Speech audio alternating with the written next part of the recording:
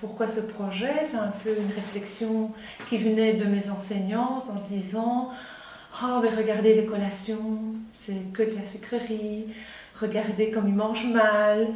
Et petit à petit, c'est arrivé un peu spontanément, via, comme je disais, par le projet Manger Bouger. Et au même moment, j'ai rencontré Anne-Catherine et Sylvie qui m'ont proposé leur projet Influence végétale. On a sur 2 ans plein de petits outils et un accompagnement global parce qu'on souhaite que les enfants au terme de ces 2 ans mangent des produits bio, locaux et de saison évidemment et en augmentant le végétal dans l'assiette.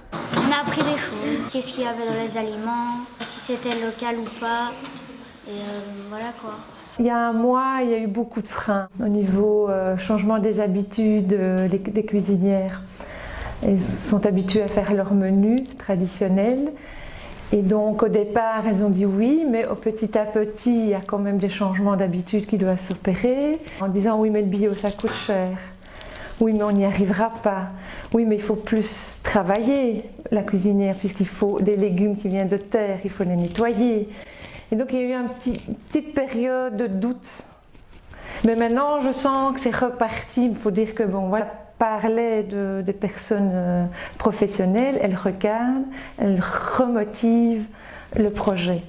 Par rapport aux enfants, on voit tout de suite dans les ateliers que les légumes crus fonctionnent très bien. L'effet de groupe marche très bien aussi, où quand l'enfant pèle lui-même, coupe lui-même le légume, il est directement curieux et donc il va le goûter.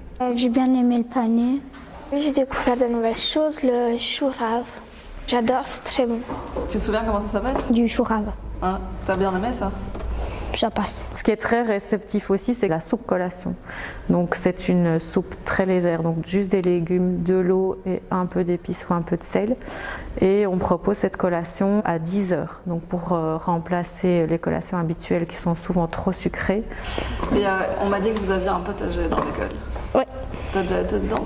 Oui, en début d'année. Vous faites quoi? Des oignons, des fraises, des patates, on va bientôt en faire, des salades et d'autres légumes.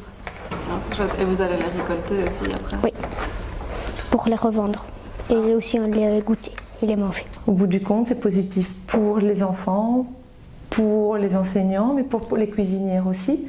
Pour les autres écoles, moi je pense que c'est un beau projet, qu'ils ne doivent pas hésiter à se lancer. Vive